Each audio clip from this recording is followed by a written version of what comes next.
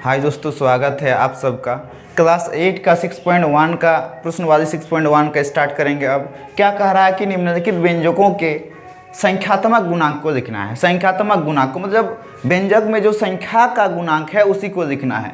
जैसे यहाँ x Y है, एक्स वाई के साथ यहाँ एक्स स्क्वायर के साथ कितना गुणांक है, गुना है, उसको हमको लिखना है। तो एक्स वाई के साथ कितना गुना, यहाँ कुछ नहीं है तो 1 है। तो बस इतना लिखना है, एक्स वाई का आंसर पे इतना लिखना है, एक्स वाई का संख्यात्मक गुणांक, एक्स वाई का संख्यात्मक गुणांक 1 है। बस यही आंसर आपका। आप सीधे भी कर सकते हैं, इतना नहीं लिख के एक्स वाई का संख्यात्मक गुणांक नहीं लिख के सिर्फ 1 ही लिख सकते हैं, कोई आपका मिस्टेक नहीं है। तो थोड़ा प्रोसेस से अगर बनाने जाएंगे तो ये अच्छा है।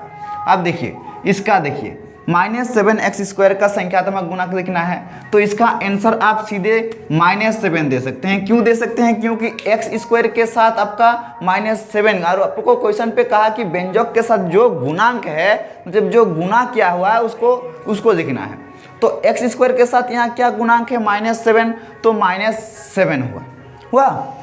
आप ऐसा लिख भी सकते हैं दोस्तों, आप यहाँ लिख सकते थे x² का संख्यात्मक गुणांक -7 है। मैंने इसको सीधे किया, आप लिख सकते थे, मैं पहला नंबर पे बता दिया हूँ। आप देखिए आगे वाला प्रश्न, यहाँ 3xy है, मतलब व्यंजक क्या है, xy है और संख्यात्मक क्या है, 3 है। यानी कि व्यंजक अगर xy है तो उसके साथ क्या गुना है, 3, तो उसका आंसर 3 हो जाएगा। क्योंकि व्यंजक के साथ संख्यात्मक गुणांक यहाँ 3 है, तो इसका आंसर दोस्तों 3 हुआ।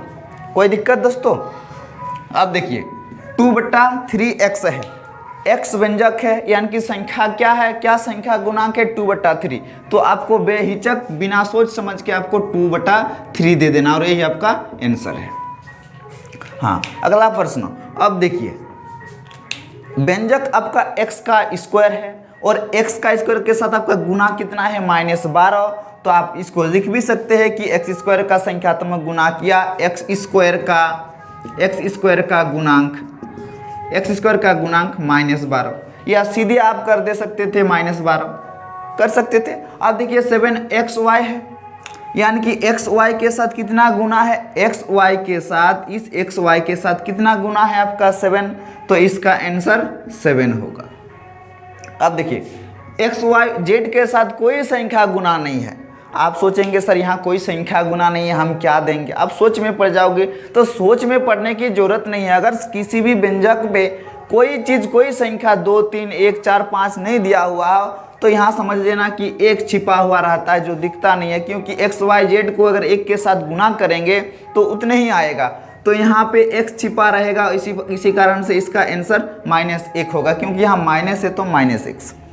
अब देखिए xyz का गुणांक क्या था, 1, तो इसी कारण से 1 दिए और माइनस था तो माइनस दिए। अब देखिए अगला प्रश्न, 2ab, ab भी व्यंजक है और ab के साथ आपका क्या गुना है, 2, तो इसका आंसर 2 हो जाएगा। दोस्तों आप लिख भी सकते हैं कि ab का संख्यात्मक गुणांक 2 है, और नहीं ये याद लिख सकते हो ab का गुणांक 2 है, मतलब जो गुना किया हुआ वही आपका आंसर होगा। आप लिख सकते थे कि ab का गुणांक 2 है और यही 2 आपका आंसर। अब देखिए दोस्तों 6.1 का प्रश्नवादी 6.1 का 2 नंबर क्या कहा, निम्नों को एक पद, द्विपद एवं त्रिपद में वर्गीकृत कीजिए, मतलब बांटिए। देखो आपको बताना है कि एक पद है कि 2 पद है या त्रिपद है, ये आपको बताना है दोस्तों। देखिए यहाँ पर 2x एक पद है और -2 एक पद है, मतलब 2 2 है, मतलब द्विपद। ये इसका आंसर क्या होगा, द्विपद। जहाँ 2 2 संख्या होंगे, है ना, 2 2 संख्या होंगे वहाँ द्विपद, जहाँ 3 होंगे वहाँ त्रिपद, जहाँ 1 होंगे वहाँ एक पद। तो यहाँ 2 था, 2x एक 2 और ये 2 एक 2, यानी कि 2 2 था, इसलिए द्विपद हो गया। अब देखिए यहाँ पे देखिए आपका क्या है, 3x²y। यहाँ पे कोई प्लस माइनस देखे कोई नहीं, कुछ नहीं है, इस यानी कि अकेला ही है। ये xy है, xy रहने से कोई दिक्कत नहीं, माइनस प्लस देखे कुछ होना चाहिए, तो ये एक पद होगा दोस्तों, ये एक पद होगा। अब अगला देखिए ये एक पद हुआ, ये एक 3 2 है, क्योंकि यहाँ बीच में प्लस यहाँ माइनस है, यानी कि 1 2 3, यानी कि ये क्या होगा, त्रिपद होगा। आपको समझने के लिए देरी नहीं लगना चाहिए कि जहाँ 3 है तो त्रिपद हुआ, जहाँ 2 है तो द्विपद हुआ, जहाँ 1 है तो एक पद होगा। यहाँ देखिए 12 माइनस 2p है, 12 एक टू एक पद हुआ, ये एक पद, 2 पद, यानी कि ये क्या हो जाएगा, द्विपद हो जाएगा इसका आंसर। बस इसको यही कहा है कि आपको बताना है कि एक पद है कि द्विपद है कि त्रिपद है, यही बताना था। अब देखिए यह -3y का स्क्वायर है, ये क्या है, अकेला है, यानी कि अकेला एक है, तो एक है तो आप इसको एक पद कह सकते हैं, एक पद। ठीक है, आप देखते हैं इधर 1 ठो 2 ठो 3 ठो, 3 है मतलब आपको क्या होगा, त्रिपद होगा।